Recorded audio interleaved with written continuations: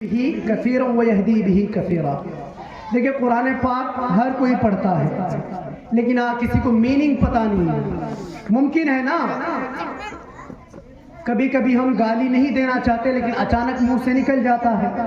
ممکن ہے نا الحمدللہ کی جگہ ہم نے ہاں بولنا چھوڑ کر کے ہاں بول دیا، نعوذ باللہ پوری میننگ بدل جائے گی، ٹھیک ہے نا۔ اسی طرح ایاک نعبد و ایاک نستعین عین کے ساتھ ہے، ہم نے حمزہ بول دیا، پوری کی پوری میننگ غلط ہو جائے گی۔ اور کوئی انسان جاننے کے باوجود بھی اگر قرآن پاک کو اس طرح پڑھ رہا ہے تو سوچئے وہ انسان اسلام میں موجود رہے گا یا اسلام کے باہر موجود رہے گا۔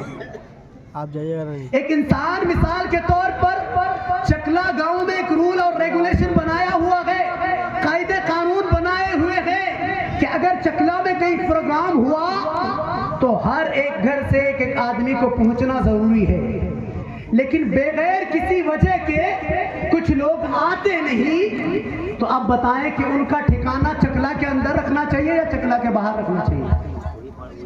میں تانا نہیں دے رہا، میں ایک مثال دے رہا ہوں کہ رولز ریگولیشن جب آپ فالو کریں گے، اسی طرح قرآن کا رولز ہے۔ اللہ تبارک و تعالی قرآن میں فرماتا ہے وَرَتِّلِ الْقُرْآنَ تَرْتِيلًا، اللہ اکبر۔ اللہ تبارک و تعالی نے فرمایا کہ علم دین حاصل کرنا ہر ایک انسان چاہے مرد ہو یا عورت ہو سب پر ضروری ہے، لیکن کیسے؟ یہی الف ب ت دال بھات دے ایسے نہیں۔ قرآن پاک کو پڑھنے کا پڑھانے کا ایک انداز ہوتا ہے، ایک لہجہ ہوتا ہے، ایک طریقہ ہوتا ہے۔ تو قرآن پاک ہر ماں بہن کو، ہر بھائی کو پڑھنا ضروری ہے، لیکن تجوید کے ساتھ، تلفظ کے ساتھ۔ آج سارے کے سارے لوگ انٹرنیٹ کا زمانہ ہے، سوشل میڈیا کا زمانہ ہے، فیس بک، واٹس ایپ اور چیٹ جی پی ٹی اور بھی بہت سارے ہیں، سب سے اسپیشل تھی انسٹاگرام، سارے کے سارے لوگ یوز کرتے ہیں اور اس میں شارٹ ویڈیو آ جاتی ہے، ارے واہ یہ مولانا تو اتنی اچھی تقریر کر رہے ہیں، یہ تو بڑی اچھی بات بتا رہے ہیں، نعوذ باللہ۔ آپ اس طرح طریقوں میں امپریس نہیں ہو سکتے۔ کبھی کبھی اگر کوئی انسان پکچر دیکھنے جاتا ہے، فلمیں دیکھنے جاتا ہے، وہ ایموشنل ہو جاتا ہے، رو دیتا ہے، اس کا یہ مطلب نہیں کہ وہ فلم صحیح ہے، وہ حقیقت ہے۔ وہ تو آپ کو امپریس کرنے کے لیے، آپ کا جیب کو خالی کرنے کے لیے ایک سینما بنا دیا تاکہ آپ اپنی جیب خالی کریں۔ سیم ایسے ہی ہیں کچھ لوگ انفلوئنسر بن کے، موٹیویشنل اسپیکر بن کر کے آپ کو گمراہ کر رہے ہیں آج کے دور میں۔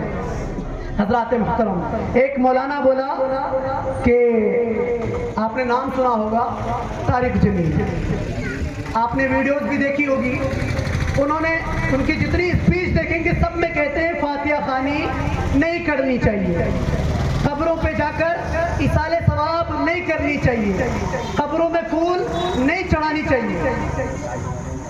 لوگوں نے پوچھا حضرت کیوں؟ کہا یہ سب شرک ہے، یہ حرام ہے۔ اب پھر بعد میں پتا چلا کہ ان کا بیٹا پھانسی لے کر کے مر گیا۔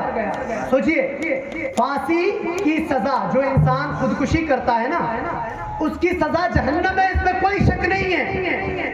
اب اللہ کی ذات کے اوپر ہے وہ معاف کرے یا نہیں، لیکن ہمیں جو مسئلہ پتا ہے کہ پھانسی جو خودکشی کرتا ہے اس کا ٹھکانہ جہنم ہے، لیکن مولانا صاحب جو فاتحہ کے خلاف تھے، جو ایصال ثواب کے خلاف تھے، مولانا صاحب نے بڑے دھوم دھام سے اپنے بچے کی نماز جنازہ پڑھائی، ساتھ ساتھ میں قبر پہ بہت رونا دھونا ہوا، ساتھ ساتھ میں گلاب کے پھولوں سے، گلاب کی پنکھڑیوں سے پوری قبر کو منور کر دیا اور وہاں پر شیرنی کا انتظام کیا، فاتحہ خوانی کی، ایصال ثواب کیا، ساری کی ساری چیزیں کی۔